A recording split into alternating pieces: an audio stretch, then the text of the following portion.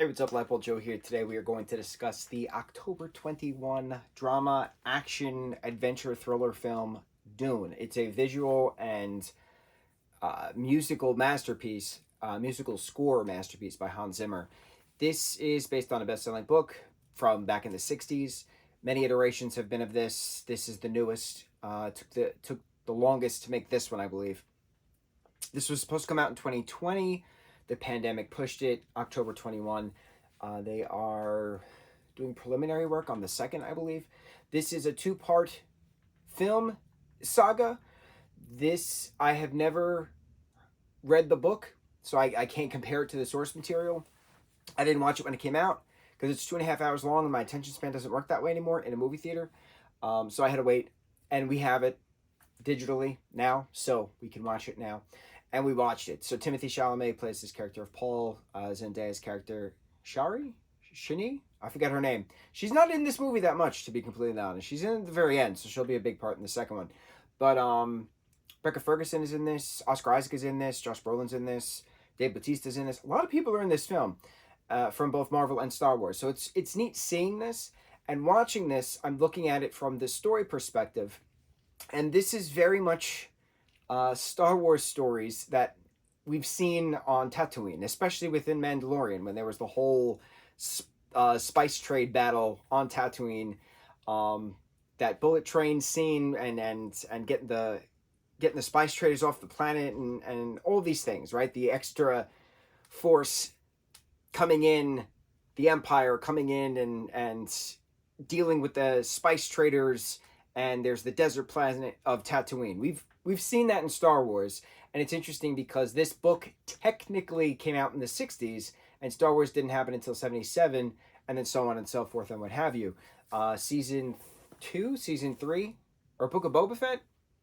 Who was it? One of the Disney Plus shows currently airing has a whole main storyline of spice traders on Tatooine, but we've had spice trader problems within Clone Wars, within Rebels. We've seen spice traders on Tatooine many a times. So the fact that this is about a spice planet, which is a desert, and there's traders, cultivators, and there's an Imperial force, doing bargains and who's going to be the next Duke and all these things. I'm like, I know this. I've seen this.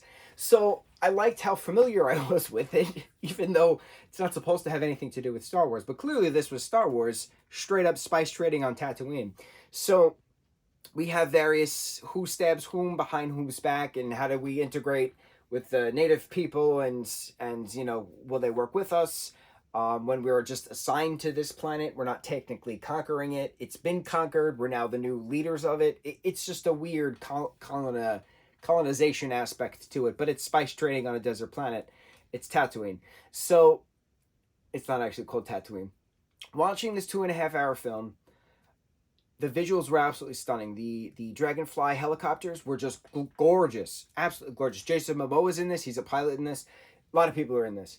And what I really liked is the tech that they throw into this, the fact that it's not actual Earthlings, that it's well into, the year 10,000 on different planets, different planetary problems.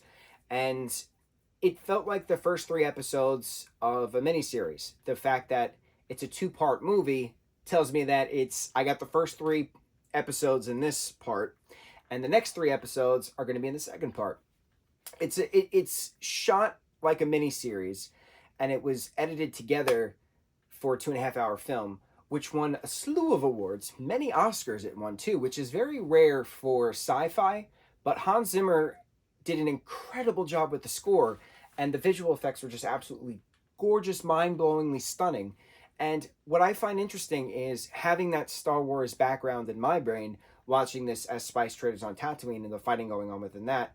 And the sandworms, same thing. There's sandworms on Tatooine, and there's sandworms on this planet as well, whose name I don't remember. I was like, John Williams does the music for Star Wars, and Hans Zimmer has done the music for a plethora of things, and he does the music for Dune. And I was like, this feels like an alternate universe kind of a thing, where what if Hans Zimmer did the music for Star Wars? It would sound like this.